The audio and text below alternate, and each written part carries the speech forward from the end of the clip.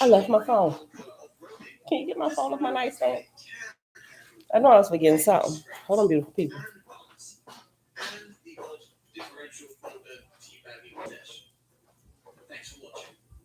Thanks for watching. Let's prop y'all up just a little bit. Time for the day, beautiful people. I left my phone. Got to get Facebook started on my phone. I got to do something about that shining bright light too.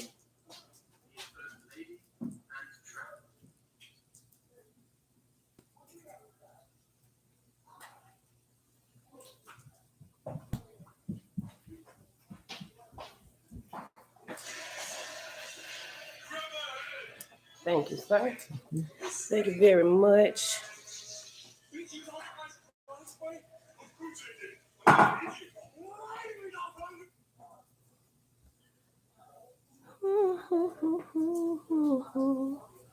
She bro, hey girl, hey. This is empty. What? This is empty.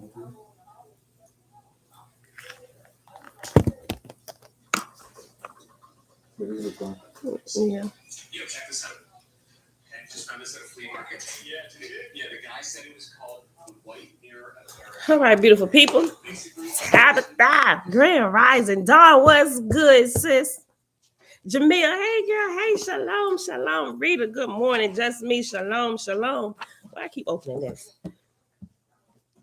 This came yesterday in the mail. This is the actual printed copy of Romance of the Red Star, but it's still not the original printing. I don't think that they gave this to the Library of Congress like this. But what I think happened is a printer picked it up and they reprinted the PDF. Like when I say they reprinted the PDF, they took the PDF, printed it out, put it on the copy machine or whatever printing press they got. Because you can see it's smaller pages and you can see the page from the copy machine on both sides, right? I'm just like, I thought it would be a better copy than this. I'm gonna have to get a goddamn magnifying glass to read it.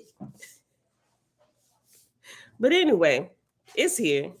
It is pretty small. For those of you that have trouble reading small print, go ahead and get you a magnifying glass or something. It might help, seriously. You don't look like a detective reading through your book. All was, all is, all ever shall be. But anyway, y'all, happy Friday. It's first of all, it's Friday the 13th. How many of y'all superstitious? I mean, I'm not, but I always recognize it when it come up. There's no end to the superstitious people that I run into on this day. I mean, if you are whatever, not that it really makes a big deal, but it really doesn't. If you are, I mean, you are for your own personal reasons, and I guess that's okay, right? Okay, so, but we're gonna start it, and it still doesn't have any table of contents. I mean, it's literally just like the PDF. So to keep Jehovah Cycle of Creation, of course, it doesn't have any of that introduction or preface, list of plates, and none of that stuff. No editor's notes, none of that. It just starts with the Book of Jehovah. What is this? OSB, The Voice of Man. Nope, that's not in here.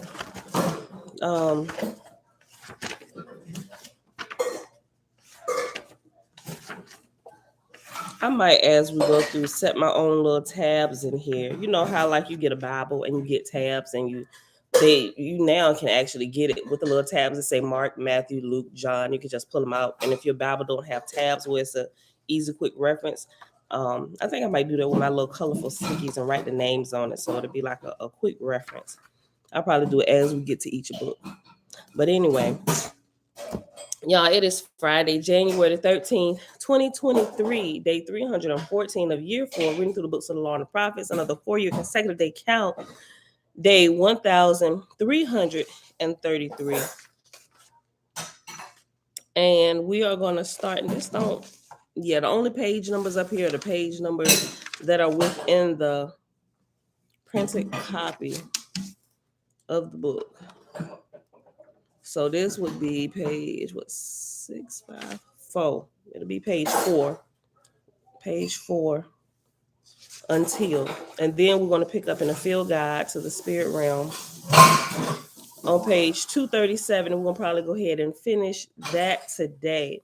So when we come back Sunday, we can start digging into the reincarnation chapter that she referenced in her other book, where she did a deep dive into it. And then when we're done with that chapter, we'll come up and we'll finish the last chapter here. All right, beautiful people. So, Father, we thank you that you, I had it. I should have wrote it down as soon as I came down here. I thank you for the ability. I think I may have said this. I thank you for the ability to recognize patterns in life and be able to break cycles that aren't conducive to our learning and our growth. I didn't say that. I just added that. All right, beautiful people. How y'all doing this morning? Audrey, hey girl, hey. Hannah, shalom, shalom. And everybody else here hanging out in the background. Ema, shalom, shalom. Ray, hi. And everybody else hanging out in the background. I say hey to the first few people that came in already. Love to the chat, Facebook, YouTube. Let's get started. And Big Blue, if you're following along, it's on page 6.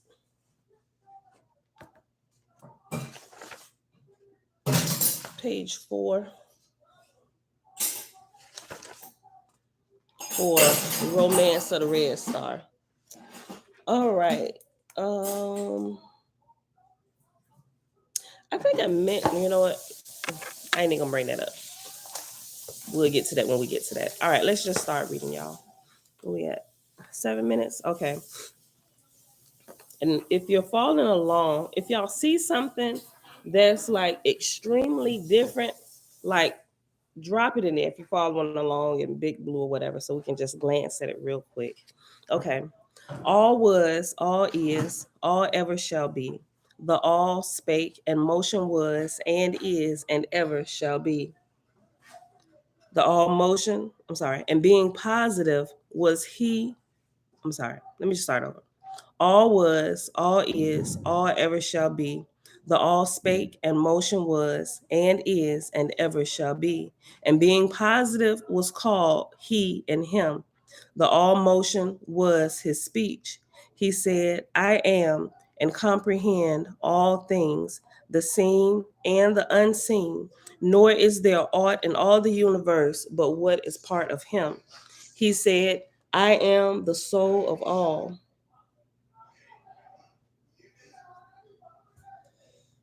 The seen and the unseen are of my person.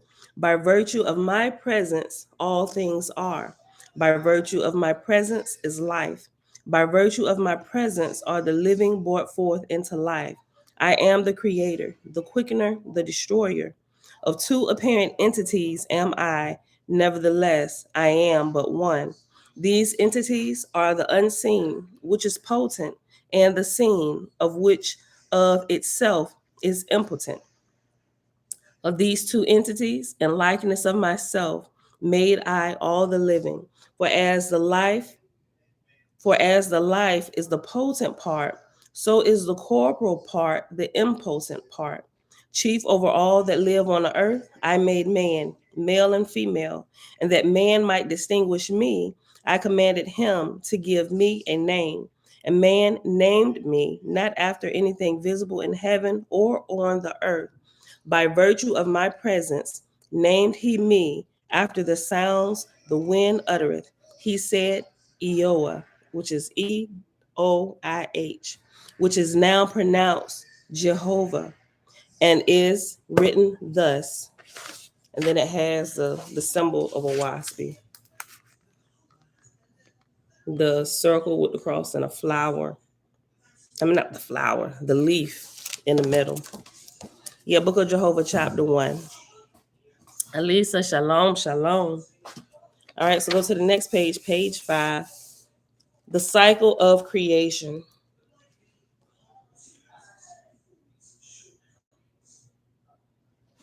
Okay. Cycle of creation. It doesn't have this in big blue. It just gives like that heading, cycle of creation. Actually,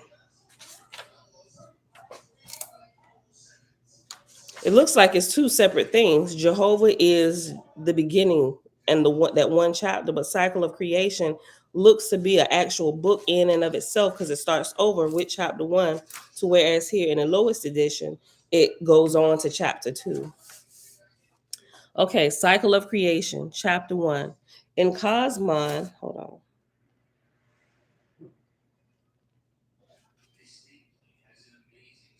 Created as seen and unseen worlds.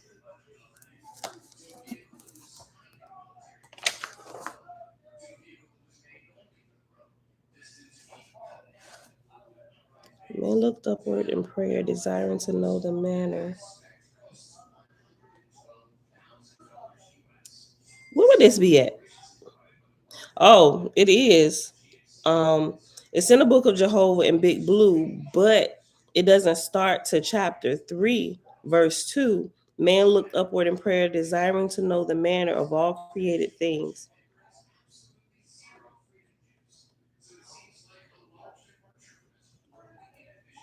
Yeah, so chapter 2 looks to be added in, and if this is said, because somebody else said that this is not the John Land place, so we'll call it the alleged John Land place, the Romance of the Red Star. Okay, so it skips a whole chapter, and it goes to verse 2 in chapter 3, which is on page 7 in the lowest edition. And it has in Cosmon in here, but it doesn't say in Cosmon. Oh, where it says by the light of Cosmon in verse 1. Okay. In Cosmon, man looked upward in prayer, desiring to know the manner of all created things, both on earth and in heaven. And Jehovah answered him, saying, by virtue of my presence created I the seen and unseen worlds. I created earth and placed it in the firmament, and by my presence brought man forth a living being. A corporal body gave I him that he might learn corporal things, and death I made that he might rise in the firmament and inherit my ethereal worlds. To S I gave dominion over corpor. With S, I filled all the place in the firmament. But corpor, I formed into worlds and moons and suns. Beyond number made I them and caused them to move in places I allotted to them. S, I divided into two parts, ethera and atmosphere. These are the three kinds of worlds I created, but I gave different densities to atmospherian worlds and different densities to etherian worlds. Jeremiah, turn it down a little bit, please. Thank you. Think not, O man, that I created space, a barren waste, and void of use. Even as man in the corporal form is adapted to the corporal earth, so is he in the spiritual form adapted to my etherian worlds. Three great estates have I bestowed upon man, the corporal, the atmospherian, and the etherian. The corporal worlds I created round with land and water, and I made them impenetrable, for I bring forth the living on their surface. The whirlwind made I as a sign to man of the manner of the creation of my corporal worlds. Jeremiah, turn it down some, please. Thank you. The whirlwind made I as a sign to man of the manner of the creation of my corporal worlds. As thou beholdest the power of the whirlwind, gathering up the dust of the earth and driving it together, know that even so do I bring together the Agi and Ga and nebula in the firmament of heaven. By the power of the whirlwind, create I the corporal suns and moons and stars. By the power of rotation, swift driving forth in the extreme parts, condense I the atmospherian worlds that float in the firmament, and these become my corporal worlds. In the midst of the vortices, I made them, and by the power of the vortices, I turned them on their axis and carried them into the orbits I allotted to them. Wider than the orbits, wider than to the moons of a planet, have I created the vortices, and they carry the moons also. Read that again. Wider to the moons of a planet have I created the vortices, and they carry the moons also. About some of my corporal worlds have I given nebulous belts and rings, that man might comprehend the rotation of their vortices.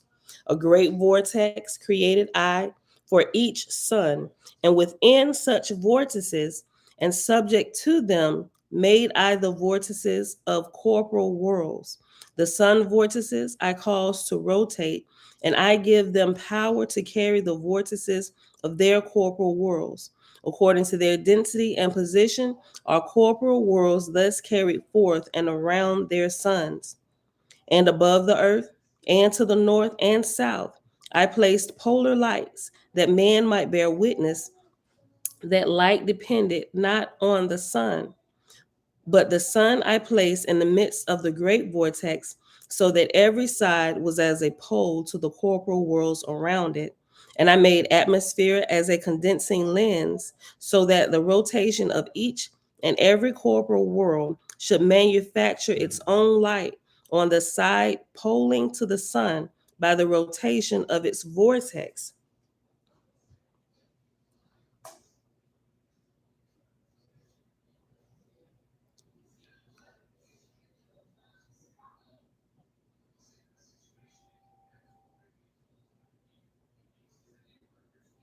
Oh, I'm sure that's probably in here. I was just thinking about science.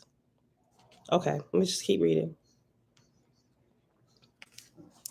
And I made atmosphere as a condensing lens, so that the rotation of each and every corporal world should manufacture its own light on the side poling to the sun by the rotation of its vortex.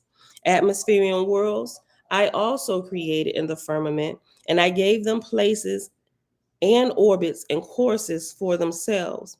But the atmospheric worlds I created shapeless and void of fixed form, for they are the elements of corporal worlds in process of condensation or dissolution, being intermediate in density betwixt my Etherian and my corporal worlds.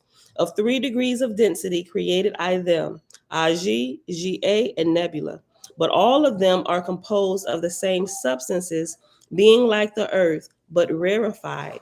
Nor is there on earth or in it one thing, even iron, lead, gold, water, oil, or a stone, but the same things that are in my atmospheric worlds. As I have given light to the earth, so have I given light to many. So have I given light to many of them. Yes. You know, it'd be awesome. What? If you just so happen to get to a point when you're in this, and you get to a point where you start to meet people like Stephen Greer, right? And then you start to get informed about what's going on. So now you are this person that knows all this top secret information. That would be pretty cool. Possibly put you in danger. But nobody would know that I knew that, because I wouldn't be running my mouth about it. I'm gonna just say this. I like my life. I wouldn't say anything about it, but I know how to keep my lips sealed. I'm gonna say this right here. If you do, Mom, you gotta tell me, because all my life I'm tired of this little boring.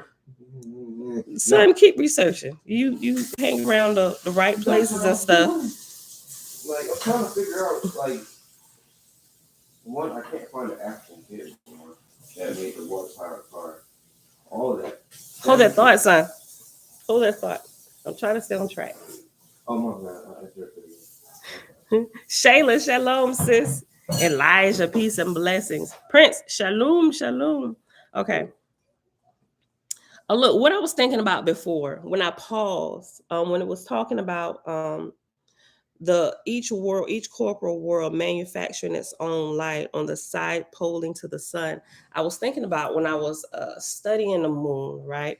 But I also began to notice that there is a light here before the sun actually comes out. And I was wondering, I was like, well, the sun is not in sight yet. It hasn't risen or rotated to this side where we see the light.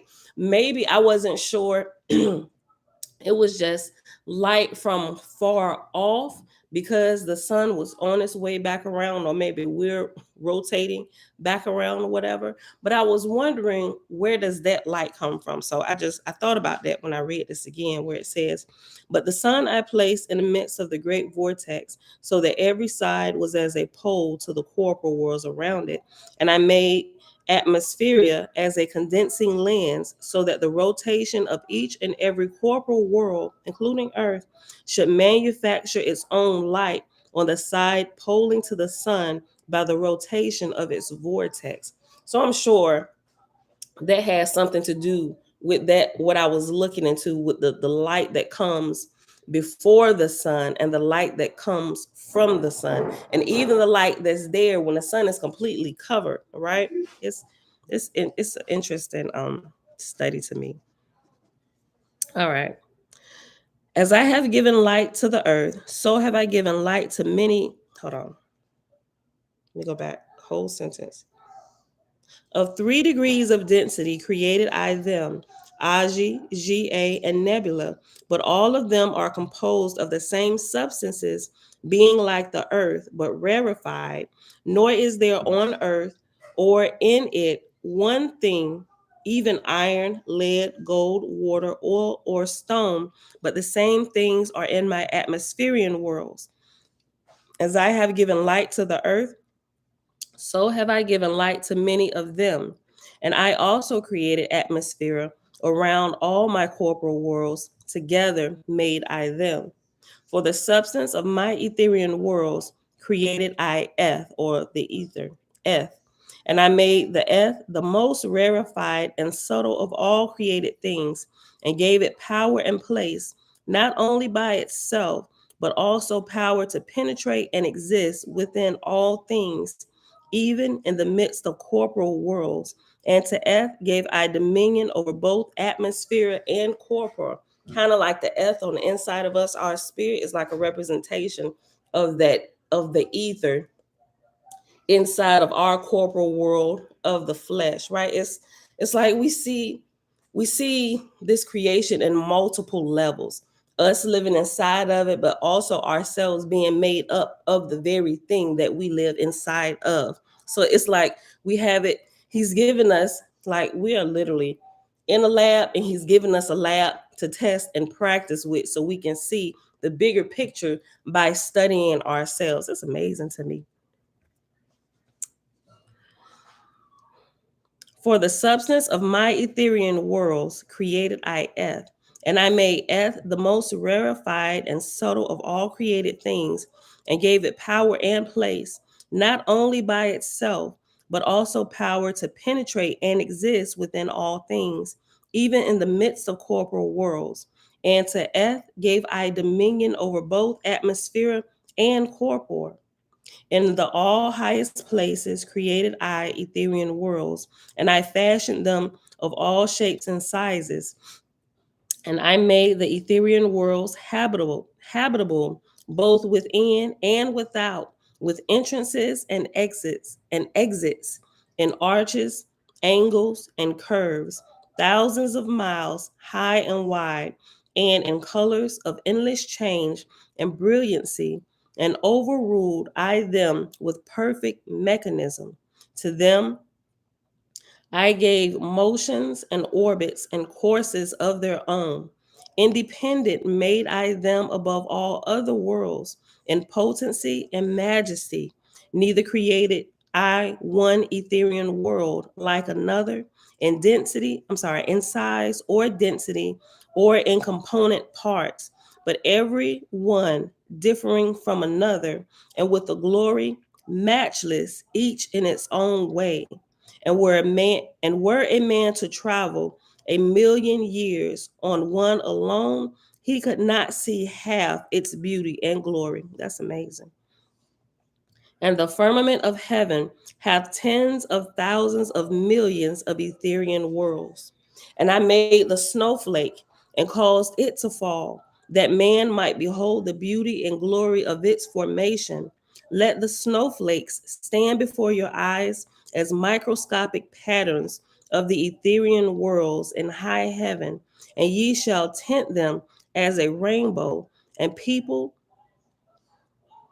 hold on, and ye shall tint them as a rainbow, and people them with countless millions of angels, spotless, pure, holy, and rich in the knowledge of me and my works, and full of the majesty of my love. That's beautiful. All right, so that's the end of that chapter. We'll be at 25 minutes. We'll read one more chapter. Man perceived. All right, so this would be in Big Blue page 8, chapter 4, or chapter IV. And here is chapter 2. It is, right? Okay, chapter 2. And this will be page 6 in Romance of the Red Star, a biography of the Earth. It came for y'all that came in late, right? We was reading from the PDF version. I was reading from the computer, but the actual printed book came, but it looks exactly the same as the PDF. Literally, like they just like they printed this out. They made the font smaller and they laid the PDF on the copy machine and printed it and bound it. So the print is small. Okay, chapter 2. Man perceived the general foundation of the world, and he prayed that his eyes might be opened for a sign in heaven. And Jehovah answered him, saying, the clouds in the air I bring into view suddenly by different currents of wind, make I thus the unseen visible and tangible to man's senses. In like manner do I cause the Ethereal currents to bring forth Agi and Ga and Nebula prior to making corporal worlds. In all the universe have I made the unseen to rule over the seen. Let the formation of the clouds stand in the view of man on earth, that he may witness the manner of the unseen becoming seen. Let the formation of the clouds stand in the view of man on earth, that he may witness the manner of the unseen becoming seen.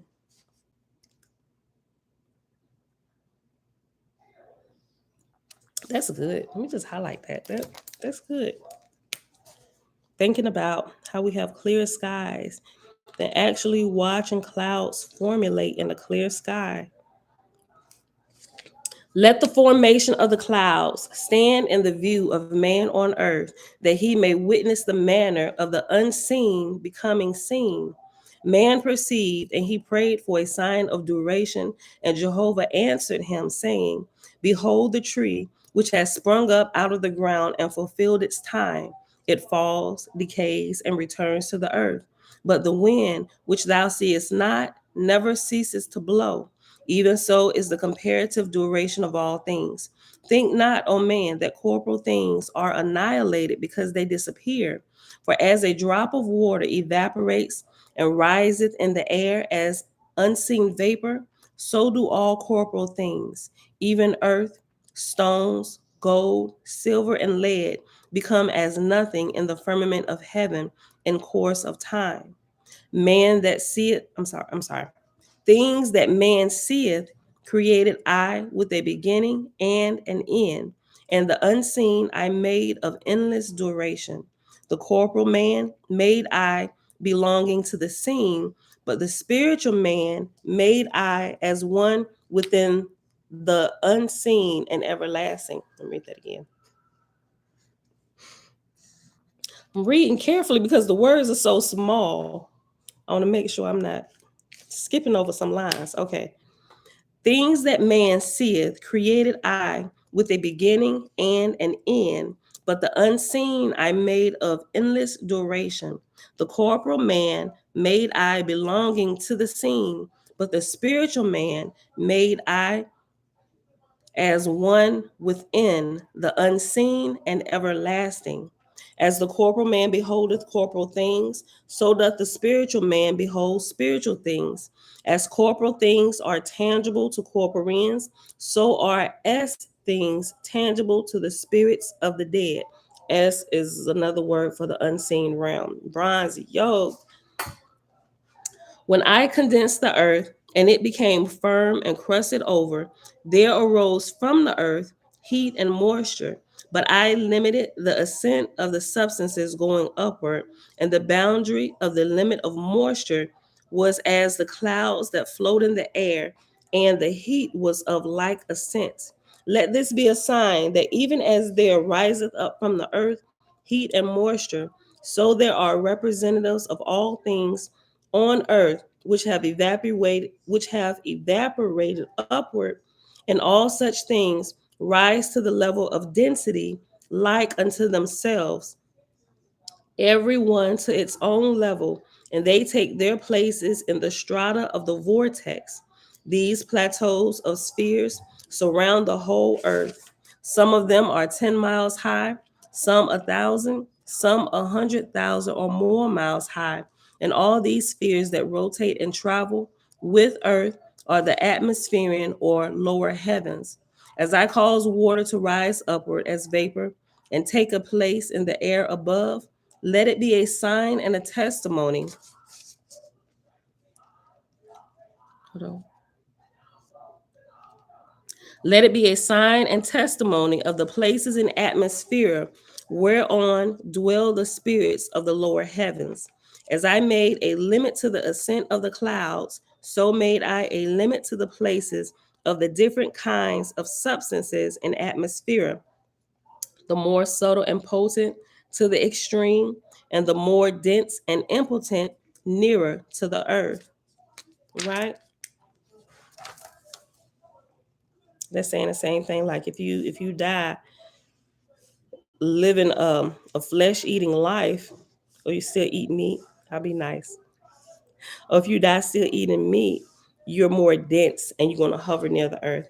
As I made a limit to the ascent of the clouds, so made I a limit to the places of the different kinds of substances in atmosphere, the more subtle and potent to the extreme, and the more dense and impotent nearer to the earth.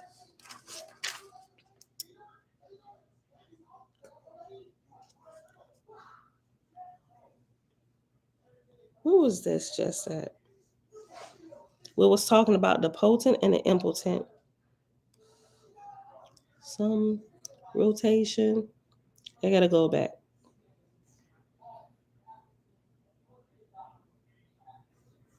Because we just read it. Okay.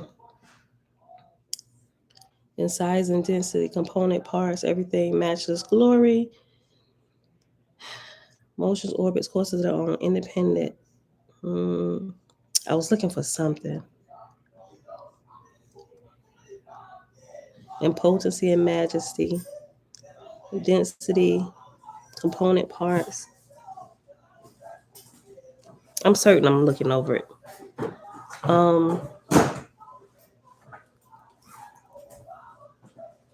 Jeremiah, can you turn that TV down up there?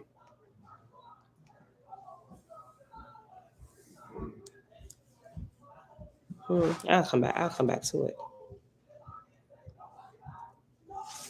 It's just reiterating what it says right here about the potency and things potent and more dense, potent and impotent. Okay. As I made a limit to the ascent of the clouds, so made I a limit to the places of the different kinds of substances in atmosphere, the more subtle and potent to the extreme, and the more dense and impotent nearer to the earth.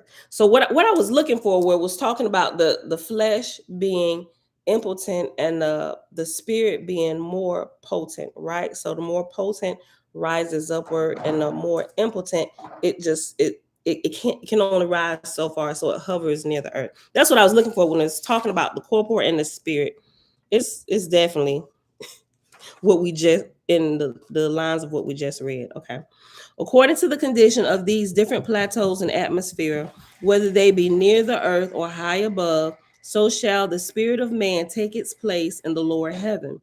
According to his diet, let me start on. According to the condition of these different plateaus and atmosphere, whether they be near the earth or high above, so shall the spirit of man take its place in the lower heaven. According to his diet, desires, and behavior during his mortal life, so shall he dwell in spirit on the plateau to which he adapted himself. For I made the power of attraction manifested in all things before man's eyes, that like should attract like. I need another highlighter. It literally just repeated that. I didn't realize it was about to repeat it again in different words, but that's what I was alluding to. And I'll reread this one more time. This was good. So you have to be careful about your diets, right?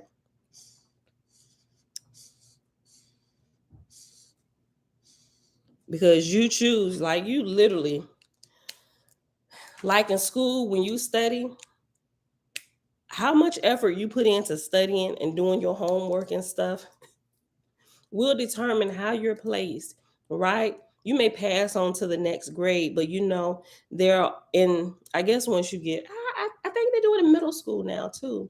But you can have you can take just general classes, you can take intermediate classes, and then you can take honors classes. But based on your previous effort will determine what you qualify for and whether you can actually get in the honors classes. First of all, can you comprehend what they're teaching in the honors classes, and will you be able to handle the workload, right? So based on your efforts, the same thing with our diets and all this stuff here, based on what we do, what we learn here, what we put into action will determine, like we literally determine our place when we give our flesh back to the dirt, right? First time, shalom, shalom, communicator, shalom, love eternal, family. Let's read it one more time. As I cause water to rise upward as vapor and take its place in the air above, let it be a sign and a testimony of the places and atmosphere where dwell the spirits of the lower heaven. As I made a limit to the ascent of the clouds, so made I a limit to the places of the different kinds of substances in atmosphere, the more subtle and potent to the extreme, and the more dense and impotent nearer to the earth. According to the condition of these different plateaus and atmosphere, whether they be near the earth or high above, so shall the spirit of man take its place in the lower heaven, according to his diet, desires, and behavior during his mortal life. So shall he dwell in spirit on the plateau to which he hath adapted himself. For I made the power of attraction manifest in all things before man's eyes, that like should attract like. All right, y'all, and this is where we're going to pause. We had 37 minutes. We're going to pause right here, trying to stick within our hour. Oh, upside down. Page. We read pages 4 to 7. And well, we're actually in the cycle of creation, but Big Blue calls it the Book of Jehovah. They lump the one chapter of the Book of Jehovah together with the next book, which is called the Cycle of Creation, which makes a lot of sense that it would be called the Cycle of Creation, right? But okay, it is what it is. We ain't gonna major on the minor things. We're just gonna, even in our search for truth and looking for the authentic John Lant plates, if this is not it, right, we're not gonna lose sight of our perpetual growth, right? Like I said, we're not gonna major on the little minor things, but we're gonna keep going. We're gonna read, we're gonna extract all we can at this point, and we're just gonna keep going. And if it comes that by the time we get to the end of this, we still can't decipher what's what, if it is in fact truly the John Lant plates. With some of the other research and stuff that I'm still doing, looking into John Lant's life and contacting some of his family members that are still alive, just to see if they have any insight on any of this, if the stories were passed down to somebody, or somebody that knows, cousin, grandchild, or somebody, right? Because they're alive. It's information on them out there. Just checking to see, right? And if they know something, it would greatly help our research. But if not, it doesn't matter. I don't think it's time wasted. I think it's time well spent in searching for the truth and being able to stay on track, and just applying the truth that we learn to our lives, and just keep on moving. All right, y'all. So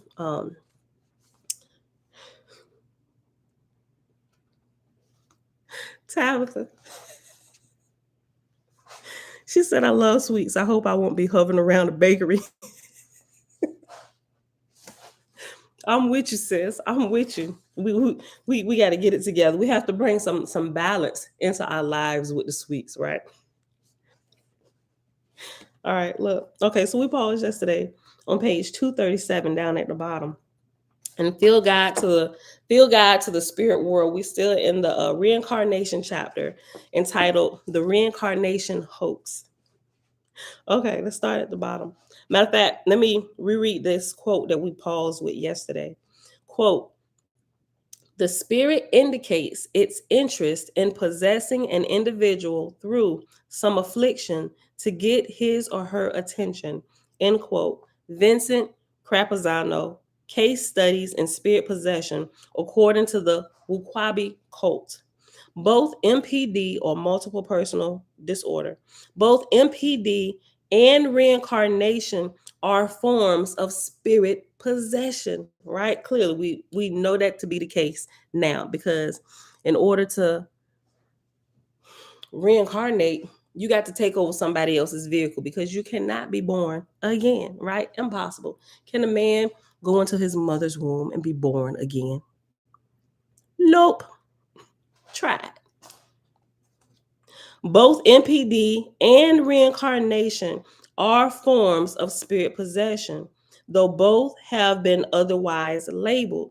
Take the case of 30-year-old Julius K., who developed a tumor on the left side of his brain.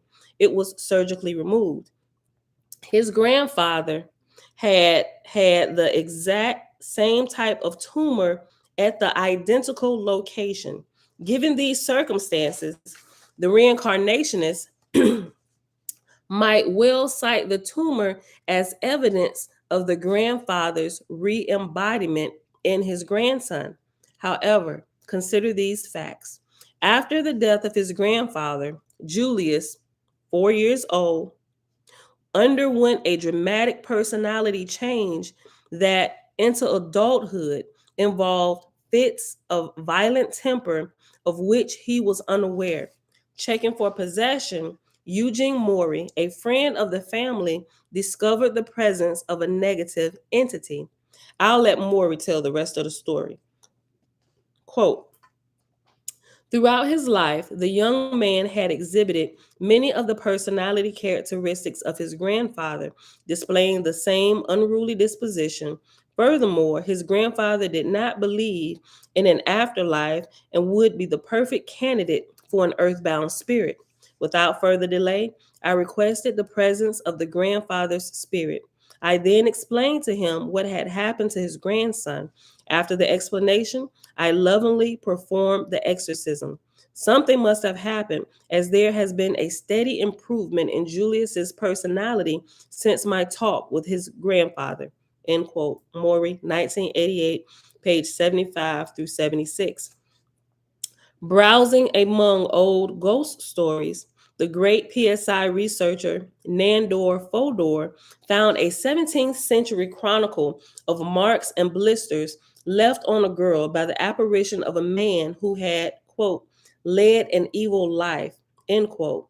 Indeed, when his spirit form appeared, he revealed some of his crimes.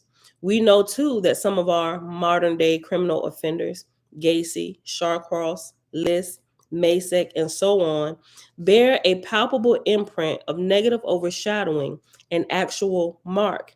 Psychic blisters keep turning up in the stories of psychopathic killers under control of extreme violent spirit familiars. Red blisters erupting on Richard Masek's skin were, quote, an almost supernatural event, end quote. Morrison, 2004, page 28, quote, nerve blisters, end quote, afflicted Arthur Shawcross. John List, familicide, tended to break out in, quote, blotches, end quote, and big red welts. John Gacy, when young, quote, acquired a birthmark, end quote, that seemed to have disappeared from his mother's arm, quote, and reappeared on John's as though it were a kind of supernatural experience, end quote. Morrison, 2004, page 84. The record, in short, is full of paranormal markings, not the least of which fall to the demonic attack. The St. Louis boy, whose story was remodeled for the classic film The Exorcist, was painfully slashed and scratched by, quote, something evil, something not of this world. The Lutheran minister suspected diabolical possession, end quote. T. Allen, page 40 and 45. And after page 45, there's an asterisk. And down at the bottom, it says, precedents, especially among Catholics, were well known from old records of exorcism. Perhaps the most famous was the ordeal of Sister Janine or Janine D. Agnes, the prior prioress, the prioress of Loudun's convent, the prioress of Loudun's convent, who exhibited paranormal scratches that erupted on her body. A bloody cross magically appeared on her forehead, fading only after 3 weeks. Go back up. That was the end of the little footnote. Men of the cloth were not unfamiliar with the religious phenomenon known as stigmata, as it affected persons obsessed with the crucifixion, blood and wounds appearing in their palms. Certainly, the stigmata of religious ecstatics are in the same general family as the welts and bruises erupting on all the hosts described in these pages. Having suffered from them herself in an occult excursion, having suffered them herself in her occult excursions, England's Dion Fortune came to believe that, quote, such marks must be of the same nature as the stigmata of saints and the curious physical marks and swellings sometimes seen in hysterics, end quote. Fortune, 1981, page 52.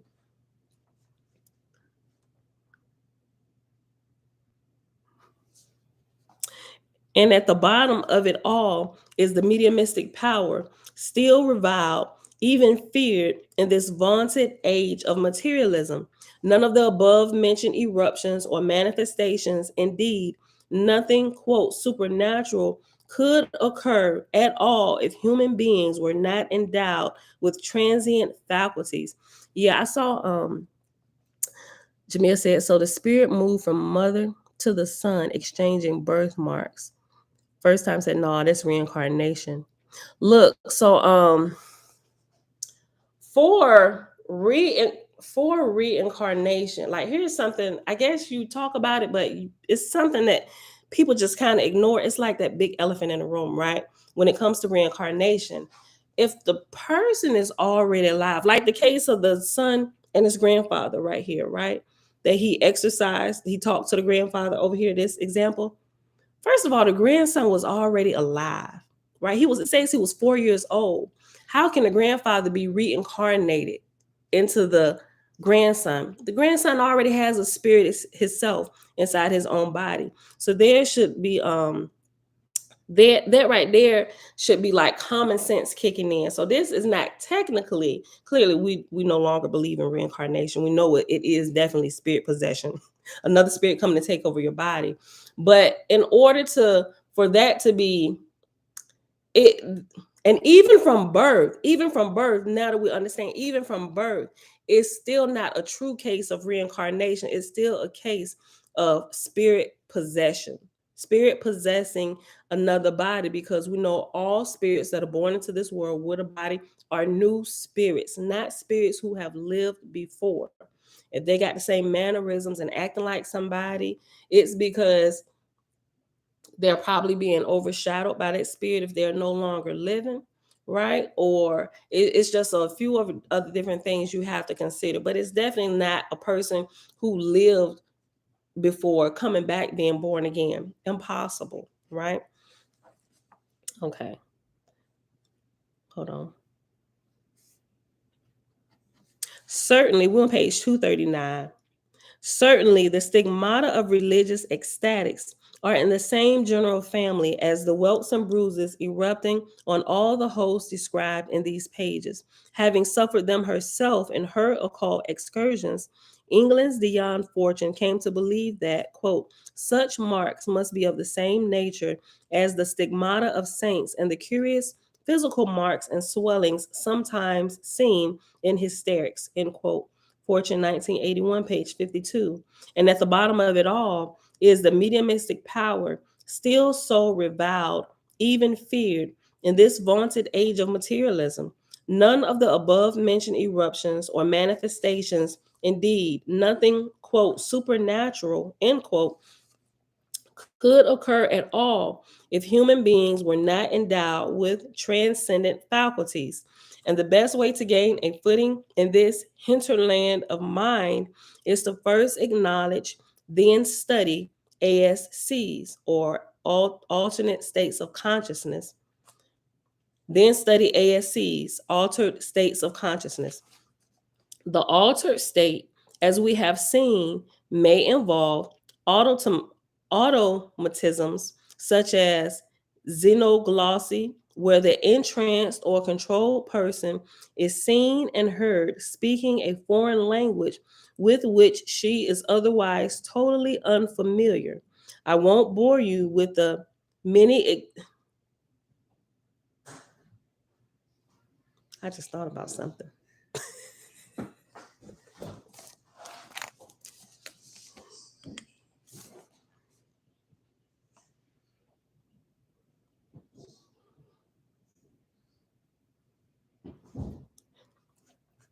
The altered state, as we have seen, may involve automatisms such as xenoglossy, where the entranced or controlled person is seen and heard speaking a foreign language with which she is otherwise totally unfamiliar. Listen, I don't know why. When I read this, I thought about people tarrying for the Holy Ghost, speaking tongues. Listen.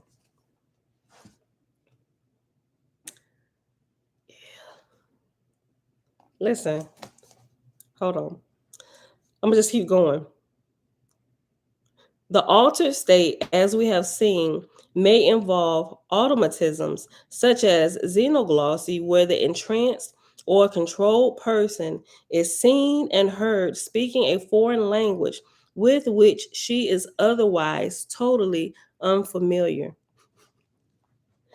I won't bore you with the many examples that have come out of psychoanalytic literature, ghost chronicles, church. Listen, I was that's where my mind was going.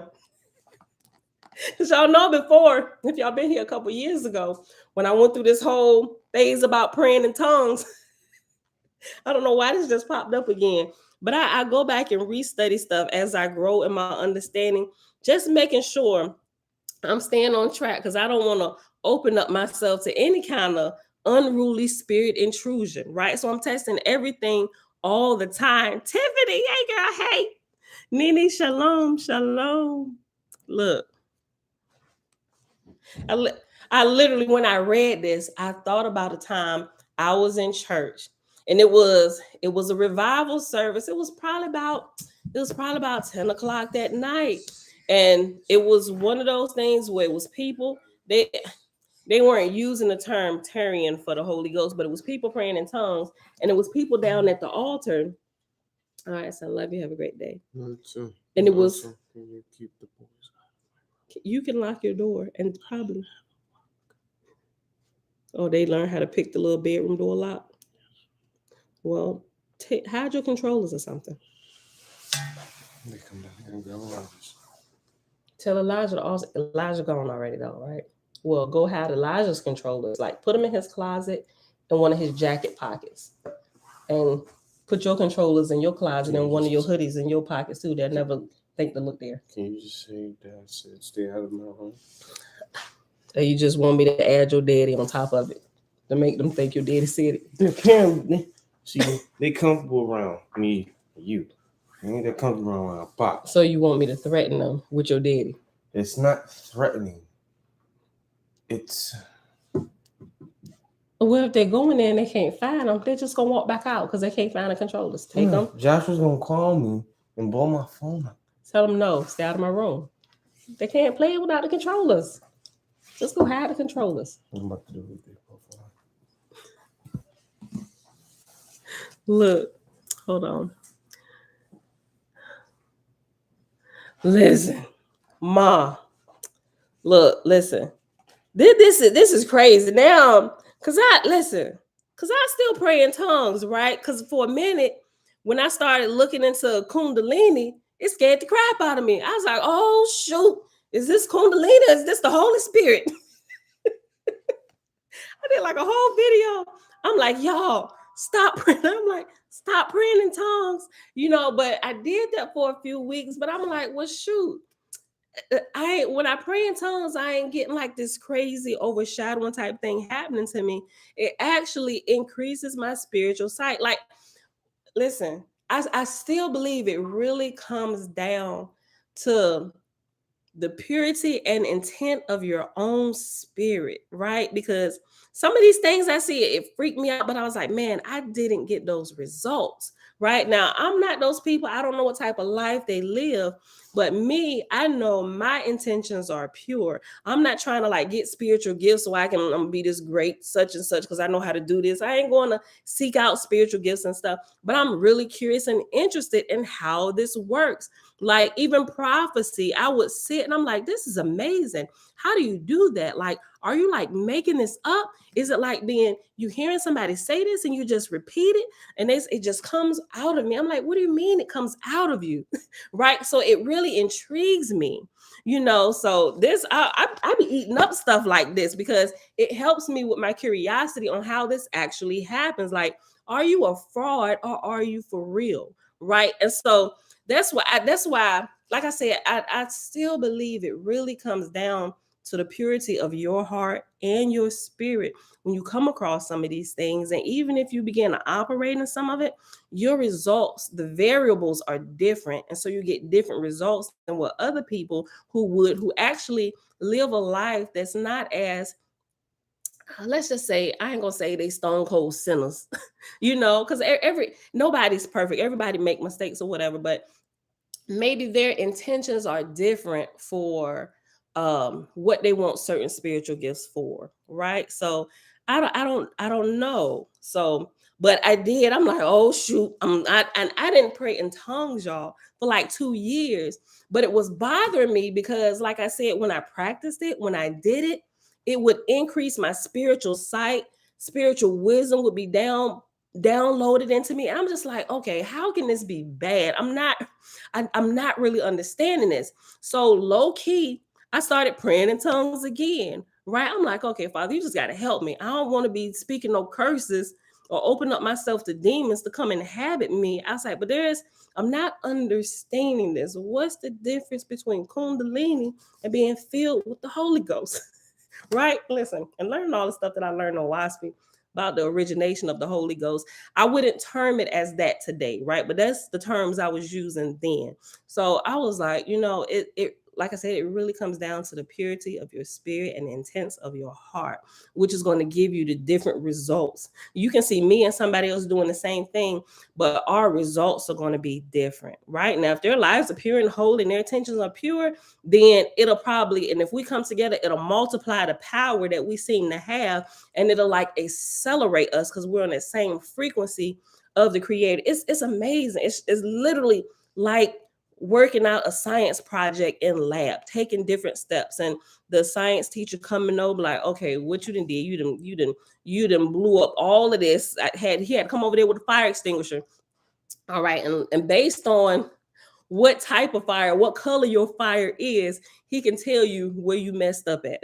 Right? That's how precise spirituality is when you actually begin to understand the principles behind it and how you grow. So that's the part I'm interested in, the education on how the spirit actually grows and can develop and become more pure and actually open you up to higher light. It intrigues the crap out of me, which is why I don't know. I'm a deep researcher looking into these things, and it's like a child when I found out. I was like, what? Oh my gosh, we can do that. So, but yeah, this is when I read over this whole scene about praying in tongues came back to me. And sometimes I would notice something different. Remember I told y'all about Miss Sophia, the lady that come down there for prayer every Sunday, holding on to her wig, shaking down the aisle, right? And she'd be praying in tongues and stuff, right? She'd be praying in tongues, but like the output that we see radiating from her life, it's like, I don't know, sis, that's a strange fire coming from you. That's strange fire. I don't know. And I don't want to be caught up in that circle with what you're doing, right? So, but yeah, where it says the altered state, as we have seen, may involve automatisms such as xenoglossy, right? Did I say that right? Xenoglossy, where the entranced or controlled person is seen and heard speaking a foreign language with which she is otherwise totally unfamiliar. And that's what praying in tongues. Look, yo, I'm telling you, that's what praying in tongues is, right? And most of the time when you get those languages downloaded to you, you haven't taken a foreign language class. It just comes. It's like you can turn it on and turn it off at will at certain points, right? Hold on. My mama said, let me go back up. Oh, hold on.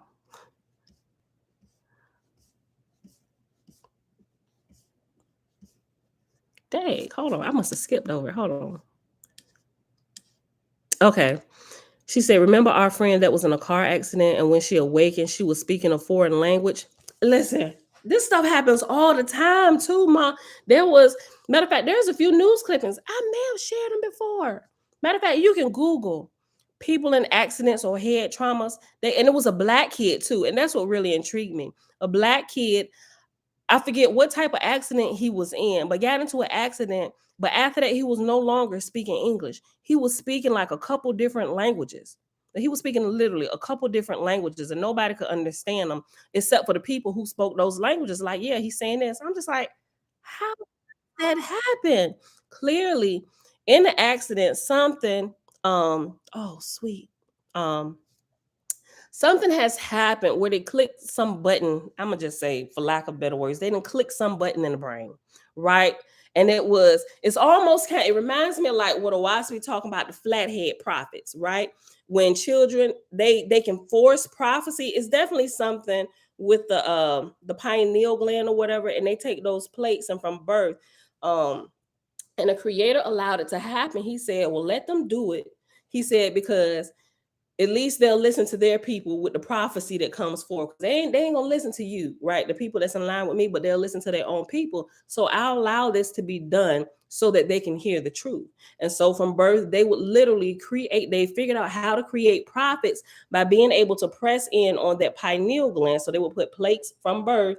They would choose whoever they're gonna make a prophet, male or female baby, take them plates and put it and strap it to their head. And after time, it just began to mold their heads to where it was flat, and it was called the flathead people, right? But they were super sharp in judgment and prophecy, and they could give you a prophecy like that because they figured out a way to activate the pineal gland, like the seat of the soul, the part that's inside of us that's in tune with the spiritual realm all the time. And they went to them to pull information. So that, I'm sure that was, I ain't gonna say injured in the accident, but it was pressed, it was activated in the accident, which is why a lot of time when people have head traumas, with people who are prophetic, I ain't gonna say all of them, but it's a good deal of them. Like me, when I was younger, I had an accident. I shared it with y'all where I hit my head, right?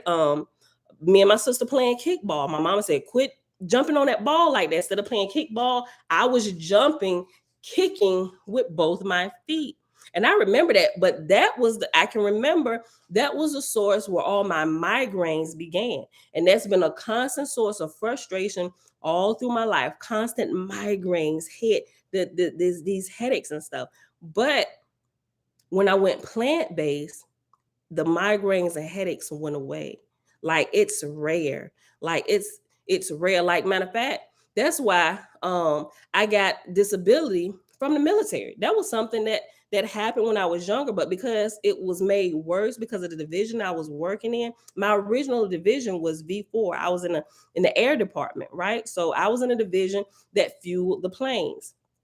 V4, they called me a great. But when I was TAD, I had the opportunity to get out of that atmosphere, always working around a fuel that was constantly triggering my migraines and stuff, and having to go to medical, taking the 800 grams of Motrin. I was able to stay TAD a whole lot longer because being in my division, it would complicate things for me, and the migraines would come back. So that's how I was that's how I worked in security and learned all this stuff about security. But yeah, this is amazing how this happens, right? So yeah, the people that get in accidents and they start speaking other languages, it's absolutely amazing to me. Just keep jumping, trying to go back. Okay, yeah.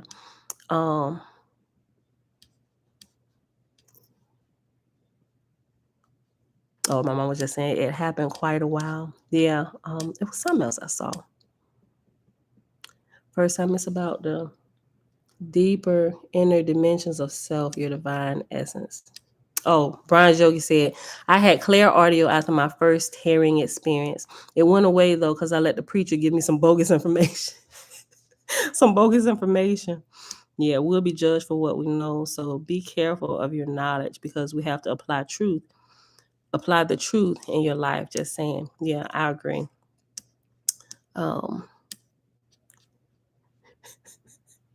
I know, yo, talk about super concentration. Look.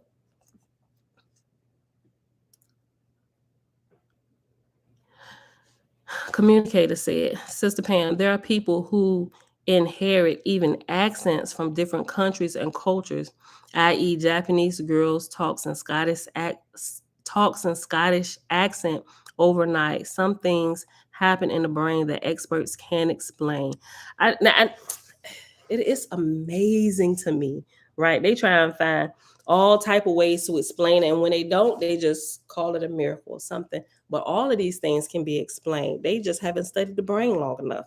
When in the all the research and understanding that we know, everything that we've been able to reproduce here has come from understanding the body in some type of way. So it can be explained. We just ain't got the right person, or the right person probably knows how, and they've been probably trying to explain it, but they done probably shut them up because they're trying to figure out how to take credit for this knowledge so they can come out and be the big guru, the one who's able to explain all this. But I'm sure this can be explained, and people probably are explaining it, but they probably just keeping them silent. They're probably just keeping them silent. Okay. We at the hour. Let me finish this little paragraph right here, and we'll pause. The altered state, as we have seen, may involve automatisms such as xenoglossy, where the entranced or controlled person is seen and heard speaking a foreign language with which she is otherwise totally unfamiliar. I won't bore you with the many examples that have come out of psychoanalytic literature, ghost chronicles, church histories, spirit circles, even hospital records where the anesthesia, the person that's been given anesthesia, the anesthetized patient comes to speaking a language she doesn't know. Once again, the reincarnationist co-opts the phenomenon like Ian Stevenson, who collected many instances of xenoglossy and offered them as evidence of past lives lived as a native speaker of that tongue.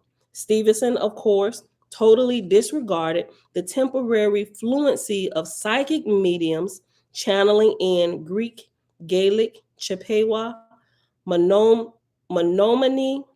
Rarotonga, Polish, Latin, Serbian, and Dutch, all in the context of, quote, sittings, end quote, and communion with spirits. Stevenson's oversight is all the more glaring in light of the Catholic ritual Romanum, which lists xenoglossy among the top 4 criteria of spirit possession. Right? Sheesh. Even the Roman Catholic Church say, listen, being able to do this, like out of nowhere, that's fall on our list of spirit possession. Hold on. Let me finish reading this down right here. I can't resist a single case in point. I love Susan B. Martinez. I can't resist a single case in point. It involves a youngster who, though quite normal in every other way, never spoke a single word until age 3. His mother was Canadian, and so was the father, though he had been born in Hungary. Anticipating the birth of the child, the father's mother, who spoke no English, came over from Hungary to help out. Yet seeing her son so Canadianized, end quote, she became obsessed with the fate of her grandson, actually developing, quote, a morbid fear that the same sort of thing would happen to her grandson, that he would know nothing of his forebears and lose all trace of his true homeland, end quote. She begged her son to give her enough time to teach the expected child the language and customs of the old country for the sake of peace. For the sake of peace, he granted her wish. But it never came to pass, for just after the baby was born, the old lady died. When the beautiful blue-eyed child turned out to be quite mute, doctors and specialists had no answer. Then one night, his parents, quote, found him standing up in his cot, staring fixedly at one corner of the room and talking excitedly without any difficulty, except that the language was Hungarian, end quote. How many know that was grandma standing in the corner? Fulfilling her wish that she wanted to teach her grandbaby the language of the old country. That was grandma standing in the corner. Listen.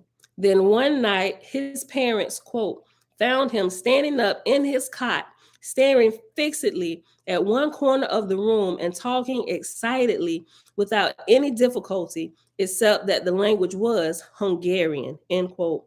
After that, the boy was silent again and remained so for another year, after which he began to speak English, but with a heavy Hungarian accent, end quote. Underwood, 1986, page 180 to 81. Well, if you want to call body mind invasion an earthbound spirit, quote, reincarnation, end quote, you are free to do so, but at the risk of twisting the science of soul. Spirituality begins and ends with an understanding of our incorporeal self, the spirit part that at death flows effortlessly from corpora to S, from physical embodiment to the angel world. For those who cannot envision any conceivable existence without a body, reincarnation is the perfect solution. It maintains the materialist fallacy, all the while pretending to be a, quote, spiritual, end quote, philosophy. Indeed, it has in many ways eclipsed and perverted modern spiritualism. As Steve Blake has so aptly observed, quote, in reincarnation, human consciousness is dependent on the physical body.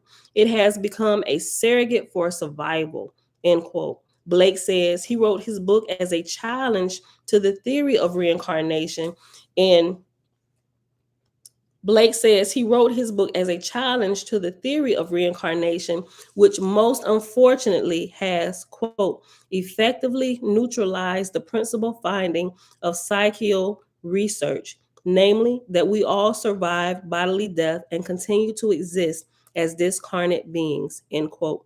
Blake 2014, page 194. And that's, oh, you know what? Let's just finish this. I forgot. This is literally one paragraph left. Making us dependent on a physical body to continue our progress and work out our karma is incompatible with the most fundamental definition of spiritualism. It is, in James Webster's words, like riding two horses, spiritualism and materialism. Graham Mackenzie, who interviewed Webster not too long ago, advised his readers, quote, for a most excellent page turner on how the illusion of reincarnation plays itself out, see James' book, quote, The Case Against Reincarnation. Explaining his position on Mackenzie's website, James avers, quote, there is not a single case of scientifically proven reincarnation. Every suggested case has a rational explanation, usually part of a mediumistic event. This is not my first and probably not my last attempt to convey the phoniness of a doctrine that has us hopping from one body to another, throwing dust in our eyes and blinding us to the true meaning of immortality, the eternal progression through the cosmos that is every man's birthright and inheritance. Sooner or later, we will all discover the truth of the matter. This is so good. And so that was the ending of the reincarnation hoax chapter in Field Guide to the Spirit World. But there is also in here 242. It's some little cartoon snippets, right? I'm gonna take a picture of this and post it today. If you don't have the book, but I'm gonna read it to you. Okay, so this first one is two women sitting at the desk, right? This one right here. And it says, in the banner over top, it says, Reincarnation Job Center, we never close. Then it has the arrow pointing down. And on the desk, it's like a bunch of little different magazines about actually historical bigwigs, A through B. Okay, so what it is, I guess this is a Rolodex of the different people who you can go down to and reincarnate in. And some of them have reserved at the top, so you can't take this one. And the one she's holding in her hand, which looks like a Viking, says above his head available, right? So she was like, this might be a good one. You want to be a Viking in your next life? Okay, the clerk. We are completely overbooked on Napoleon, Anne of Cleves, and Joan of Arc. How does Attila the Hun grab you? Right, Attila the Hun. Okay, so apparently this is Attila the Hun. Yeah, it says Attila at the bottom of the one she's holding, where it says available, the little packet. She said, how does Attila the Hun sound? Right, okay, so that was the first one. This next one is a thief. What is this? Old Antiques. And this is a police officer, look like he walking up on somebody stealing. And it has thief. And it says, don't you arrest me. These belong to me in my last incarnation. Police officer just blowing his whistle. Like, you know what, buddy? Let's go. If you can see that. You'll probably be able to see it better when I take the picture and you can kind of zoom in. Okay, the one on the bottom right is two older ladies. It looked like they're having a tea party. One of the ladies is pouring tea and she got a little cat sitting on her lap. The cat got one eye closed and one eye open, looking over at the other lady like, lady, don't believe her. Listen, client, I feel sure I was Florence Nightingale in a past life, the medium. Oh, but Florence communicates regularly through our home circle. Okay, so the woman pouring the tea and holding the cat is clearly the medium, which is probably why so the look that the cat got on its face is probably like, is she believing it? The cat knows that this woman full of crap. Okay, so the last one, apparently somebody has died and gone to the pearly gates of heaven, right? This is St. Peter's arrival. Showed up at St. Peter's gate. New arrival. Please take me to meet my dear wife at last. St. Peter, sorry, you are just too late. She has reincarnated as your grandson.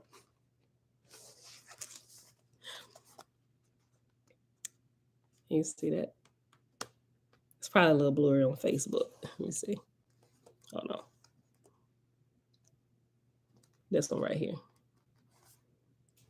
Okay. All right, y'all. And what this is figure 10.4 cartoons from James Webster's book, The Case Against Reincarnation, created and drawn by his brother Tony Sheldon. And also I noticed there's a lot more of these that she uses in this reincarnation chapter here that we're going to get into Sunday when we come back, which look, I opened it up right to the page. Look. Ooh, you can't make this type of stuff up. Listen. Okay. So this actually starts, and that's not where it started either, because I got a tab here on the page where it started. Look, this is a reincarnation right there. I opened up the book, opened it right to here. The St. Peter's pearly gates that we just read over. The cat is made a medium for many cultures. Yeah, I believe that. So chapter 7, if you don't have this, I'm not saying you got to go get it, right? This is another one of Susan B. Martinez's books, Delusions in Science and Spirituality, The Fall of the Standard Model and the Rise of Knowledge from Unseen Worlds. I'm not saying you have to get it, but I think it's a friggin' awesome resource while we're learning, spiritual things, while we're breaking out of spiritual dogmas and delusions and stuff. She brings a lot of good level-headed insight to the spiritual realm with real live instances of everything, testing it, right? She tests a lot of things. So this is chapter 7, and it begins on page 284 in Delusions in Science and Spirituality. And it's entitled Chapter 7, Reincarnation, Body Snatching for Karma. Put the page number, page 280. What'd I say? 284, chapter 7.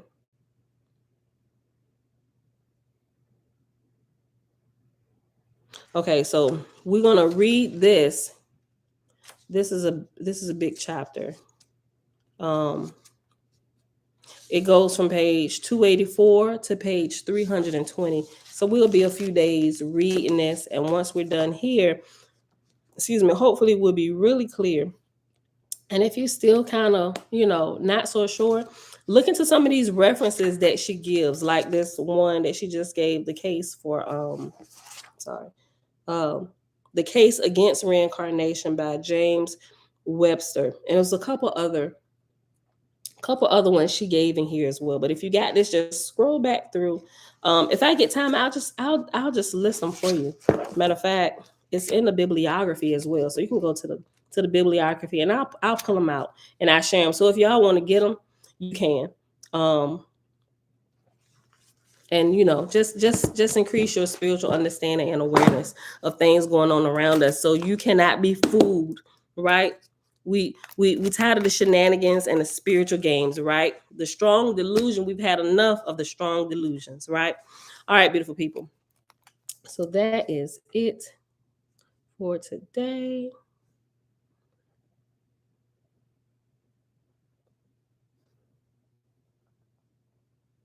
Father, we thank you for the ability to break the bondages that we have, not only that we have bound ourselves in, but spiritual bondages other people have bound us in without us even being aware, because we were spiritually unaware and ignorant. But thank you for enlightenment and being able to take the key and unlock ourselves and walk out in truth and light and follow you. All right, beautiful people. Thank y'all for hanging out today. Everybody else that came in is hanging out in the background. Shalom, shalom. Y'all have a wonderful day. We won't be here tomorrow because this moon cycle, the Sabbaths fall on Saturdays, right? So by default, we celebrating the Sabbath with most of the world that just kind of like keep it on Saturdays or Friday nights to Saturday nights, whatever, right? However you learn it, as long as you're learning and growing and adjusting as you learn new information and getting rid of information that no longer serves you based on the truth you now know, that right there is a sign that you are truly growing and you're pliable and you're teachable if you're not afraid to let go of the lies, right? You know what? It is what it is. I was caught up in it long enough. Even at the threat of losing friends or communities of people who no longer believe like you believe, because they're going to outcast you because now you believe a little bit different, even at the risk of losing all of that. Choose to walk in the truth and light of the Creator, right? Because sooner or later, they're going to come looking for the light that helped you break free, right? And may you be shining even more brighter when they come searching for that light, right? May you be a beacon for them to easily find, right? So they also can break free of the bondages that have held them captive. I love y'all. I will see y'all back here Sunday morning, 7:30 a.m. And the weekends, we're going to still stick with we're going to take up some extra time just because it's the weekend. But if you got to work on the weekend, go to work. Don't be violating work principles and stuff, especially if you work for the man or the woman. If you don't work for yourself and you can't create your own schedule, go be on time. We record it. Just come back and watch us later, right? I love y'all. Gloria, shalom, shalom, sis. I see y'all back here Sunday, 7:30 a.m. Eastern Standard Time. Peace.